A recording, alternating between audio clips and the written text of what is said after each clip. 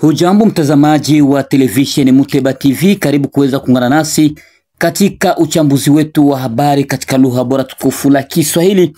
Taarifa yake Janvier Emmanuel Kaluya akiwa msomaji wako kwa siku ya leo. Muteba akiwa na miliki mitambo mahali popote ambapo mlipo, nikukaribishe kuweza kujiunga nasi katika siku ya leo. Ikiwa ni mara yako ya kwanza kabisa kujiunga kwenye channel yetu Muteba TV, usikose kujiabone kwenye channel yetu, pia kulike, kushare, pia kushare kwa wengine, ili kabisa tunapotoa taarifa zetu za habari wao wa kwanza kabisa kuweza kupata taarifa zetu za habari. Ikiwa leo ni tarehe 29 mwezi wa 9 mwaka 2025, tukiwa hapa Uvira, jimboni Kivu ya Kusini, katika Jamhuri ya Kidemokrasia ya Kongo. Muteba TV ni televisheni ambayo kila siku kabisa inaendelea kukufuatilia, kukuletea habari moto moto kabisa, ikiwa ni habari za vita na kujua kile ambacho kinachoendelea huko katika shamba la mapambano. Moja kwa moja yale ambayo tuliyokuandalia kwa siku ya leo, tutakwenda kuzungumza kuhusu mapigano makali ambayo iliweza kuzuka hii Alhamisi ya tarehe 28 Agosti katika kati ya waasi wa M23 pamoja na wazalendo kwenye kijiji cha Muhuzi wilayani ya pale Walungu. Tutakwenda kujua namna gani mapambano hayo yanaendelea mpaka kwa sasa, na pia katika habari zetu tutakujuza kuhusu mapigano pia ambayo imeripotiwa tarehe 29 Septemba katika kati ya waasi wa M23 pamoja na wazalendo huko maeneo ya Kasopo, ikiwa ni wilaya ya pale Masisi. Kwa hiyo tutakwenda kuzungumzia na kuweza kuchambua mambo mengi kuhusu uandalizi wa M23 ambao kila leo wanaendelea kujisuka ili waweze kuangusha Uvira, ambao jambo limekuwa nzito kwao. Karibu mimi na wewe mwanzo hadi mwisho. Bila kuponda muda kabisa, tuanze moja kwa moja kwenye uchambuzi wetu wa habari ambazo zinadhibitisha kuwa mapigano makali yalipotiwa tarehe 29 mwezi huu wa 9 mwaka 2025 ni kati ya waasi wa M23 pamoja na vijana wa Zalendo kwenye kijiji cha Muhuzi huko wilayani Mwenga. Kwa kuwa ikiwa tu ni katika mkoa wa Sud Kivu ambapo yasemekana kuwa huko Muhuzi mapigano kabisa yaliweza kuripotiwa. Kupitia Actualite CD iliweza kuzungumza kuwa wapiganaji tangu asubuhi waliweza kuvamia kijiji cha Muhuzi, ambapo walianza ngirika na kuanza kupambana mida ya asubuhi mpaka sasa tunavyozungumza. Tangu mapigano kabisa yaweze kuanzishwa, ilikuwa tu ni maeneo tu ya Muhuzi. Unapoangalia kwamba huko Muhuzi karibu tu na Lugambe, waasi wa M23 walijificha msituni mkubwa sana, ambapo habari ziko zinaweza kuwa wanaendelea kuingia kati, wanajificha maeneo ambayo labda hawawazii kwamba wanaweza kuwa pale, na wanakuwa wanalenga, wanakuwa na vize mashambulizi za kushtukia, na hiyo ndio inafanya kabisa waliweza kukamata kijiji cha Nzibire, kwa sababu ile strategia ambayo walitumikisha ndio ile ambayo tena walitaka kutumikisha huko maeneo ya Lugutu. Lakini habari ambayo tunazo kwa sasa ziliweza kuwa hali hiyo kabisa iliweza kufanya wazalendo na kuweza kuingilia kati, na waliweza kuwarepuse mpaka kuwapeleka karibu ya 15 km, kwa sababu habari ambayo tunazo kwa sasa zaeleza kuwa mpaka sasa mapigano ingali inaendelea.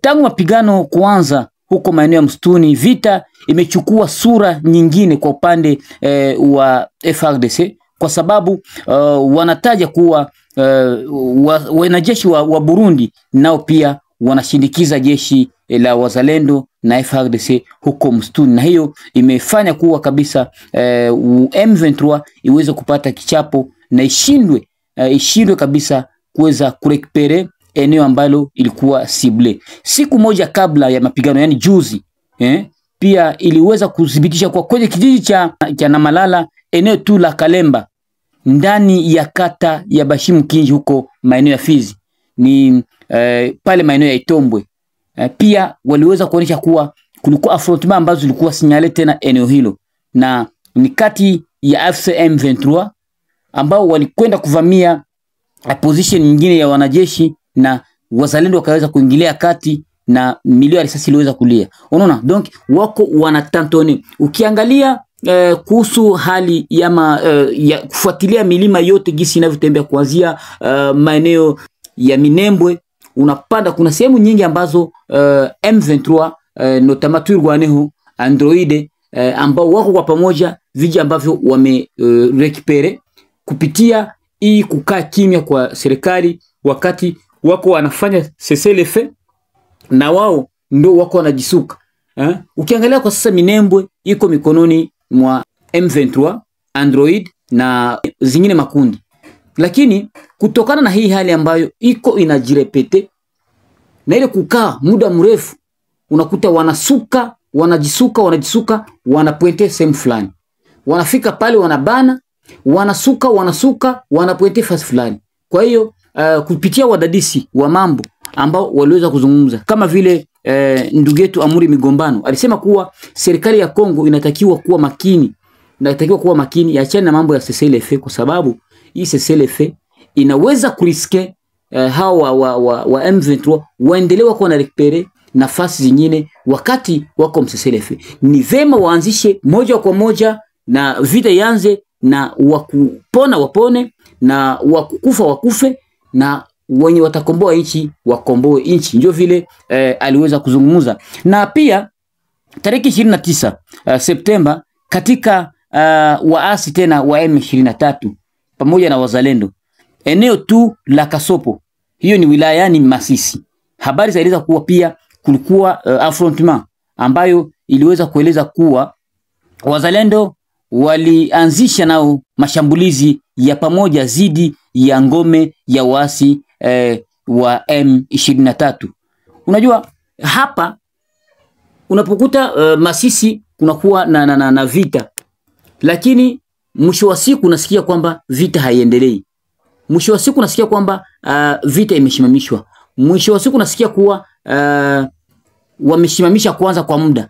Hii iko inaendelea kuzofisha na kufanya kuwa wakongomani waanze kuwa na sura nyingine ya mawazo, kufikiria sana serikali ya Kongo iko nafanya nini, kwa sababu inatakiwa kuonesha uzalendo, inatakiwa kuonesha umuhimu, na inatakiwa kuonesha responsibility yake, kwa kuwa inatakiwa kutetea raia na mali yake. Hebu tuangalie, ukichunguza madiscours za M23, wao wanaeleza kuwa wamekuja katika ukombozi, wamekuja kukomboa.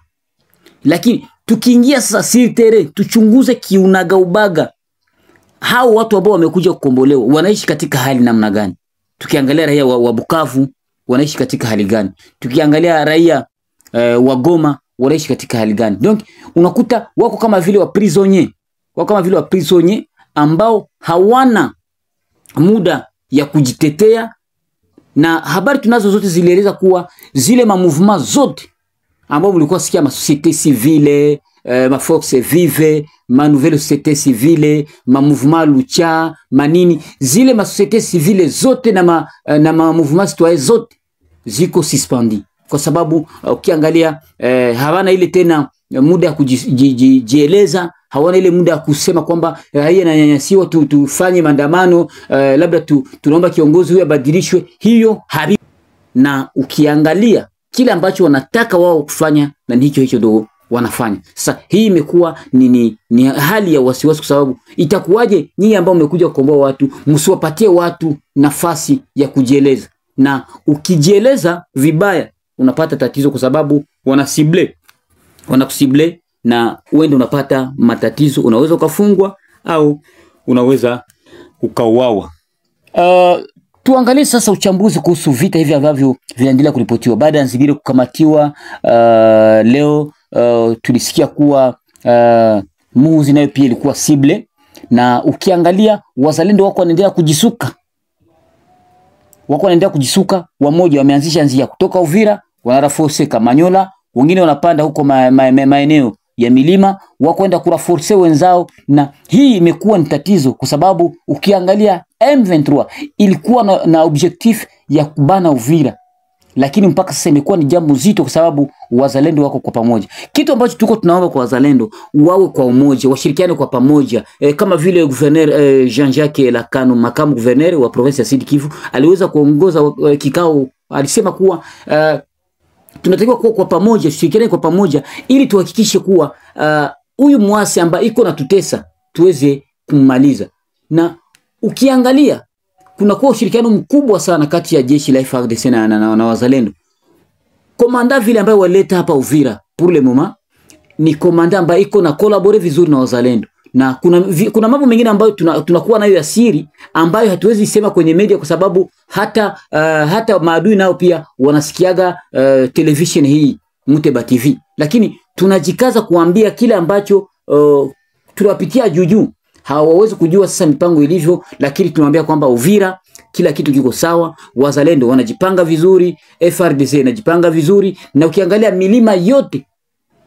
milima yote iko protege na wazalendo na wanajeshi wa Burundi na FARDC. Labda kuanguka kwa Uvira ikuwe ni swala la kisiasa, lakini bila swala la kisiasa Uvira sidhani kama inaweza kuanguka, kwa sababu kiangalia na kuna silaha ambazo bado sisi tulikuwa bado hatujaona tangu tuzaliwe, lakini ziko Uvira kwa leo, na hiyo iko napatia raia wa Uvira moyo na tegemeo. Kwa nini madiskuru za M23 ziko zinaenda automatikima kwamba raia wa Uvira wanateseka? Wako wanaenda moja kwa moja kusema kwamba raia wa Uvira wanateseka, wanaomba wakuwe libere. Ni jambo ambalo kwa natumikisha la kisiasa, lakini na imani kwamba tuko Uvira, tuko vizuri, tunafanya kazi vizuri bila tatizo, raia wanaishi vizuri bila matatizo. Kunaweza kuwa matatizo vidogo vidogo ambao hawakosekanagi, lakini familia ziko vizuri, watu wanachuruza kazi zao, watu wanalema sokoni, watu wanafanya biashara yao vizuri bila hata tatizo hata moja. Kwa hiyo ndio uchambuzi ambao tulikuwa nao kwa siku ya leo, tariki 29 mwezi wa 9 mwaka 2025. Mimi ni Janvier Emmanuel Kaluya niliyekusomea uchambuzi huu. Muteba aliyemiliki mitambo, basi nikutakie usikilivu mwema kupitia televisheni yako Muteba TV. Kwa majaliwa ya Mwenyezi Mungu, kwaheri.